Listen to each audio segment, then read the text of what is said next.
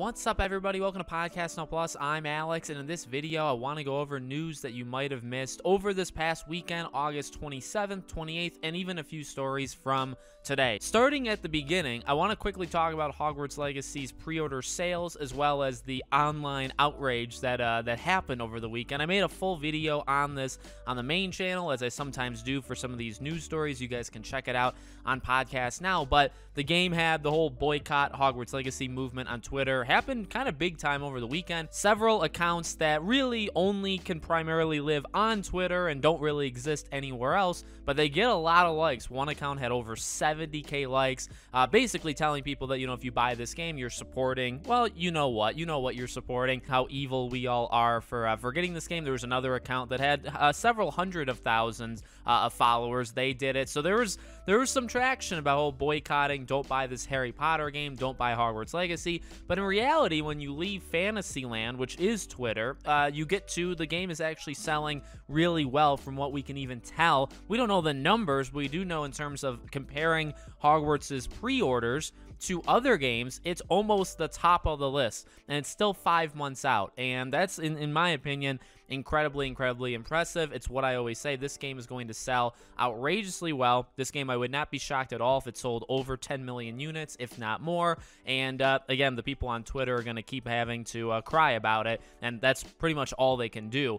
Next up is Starfield, another big game, actually another big game that is on the top-selling pre-order list. Starfield, I believe their composer had said that this game is roughly the size of double of Bethesda's second biggest game. So it's double the size of what would be considered now Bethesda's biggest game. I mean, look, Starfield has all the makings, in my opinion, of a really good game. It just has to stick the landing. And I do mean literally stick the landing. That first week, the game cannot come out in a buggy mess. Now, again, there's almost conflicting thoughts in me where it's like, okay, well, just by saying your game, double the size. It's bigger. It's double as big as the last big game. And then you can debate, well, does bigger always mean better? Well, it depends on how much trust, I'd say, you give to the developers. I'm very much looking forward to Starfield. Again, I just really hope it doesn't come out in like a disaster state of bugs and glitches. Although they're fun and funny, actually, they're more funny than they actually are fun, especially when they happen to you and you can't play.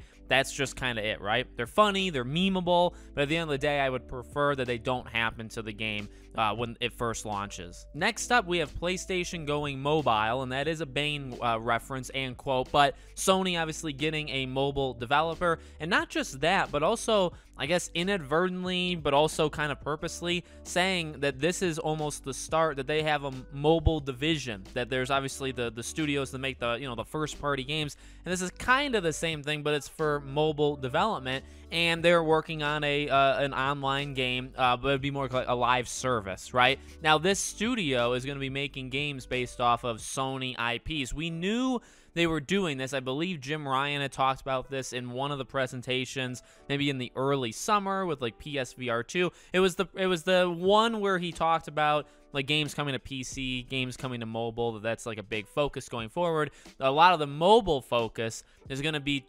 transforming PlayStation IPs, PlayStation exclusives into mobile games. This stuff I take with like cool, you have your game in front of more people, more eyes. Like, I get it from a business standpoint.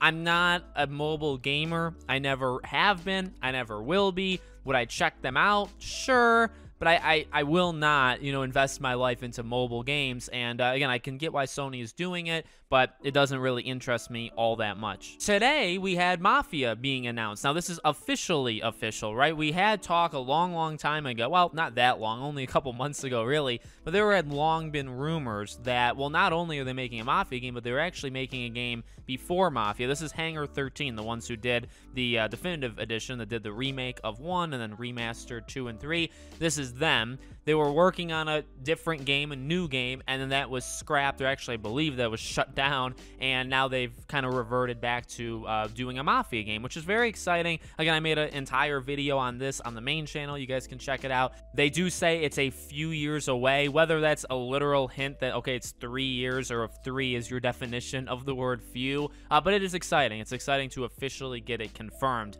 And final story, and I thought I would end on this kind of feel-good story. I don't know if this will be a full video on the main channel or not, but let's talk about it kind of fully here. here. We have this what stopped you from committing self-deletion.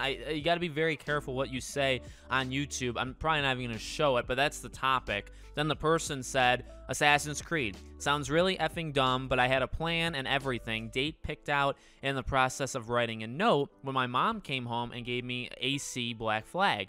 We were really struggling for money back then, so I was surprised. I sat down and played it all the way through with my sister and was so absorbed that I missed the date I had planned. When I realized I was laughing with my sister about something in the game, couldn't fathom why I had been thinking about it, I turned 18 a few years later, and my first tattoo was the AC symbol on my wrist for my birthday. People ask why, and I just say it's because it's my favorite game series. Only I really know why. That's a beautiful story. I feel like we've talked about a story like this before. I want to say with Forza, like, was it a racing? I know I did a video on this channel a long time ago. Now, somebody else, I kind of feel like, they were struggling, let's just say, with mental health, and a game basically saved them. There's been talk in terms of even making fun of the idea, and this is why I don't really know if you should be making fun of the idea, although you can.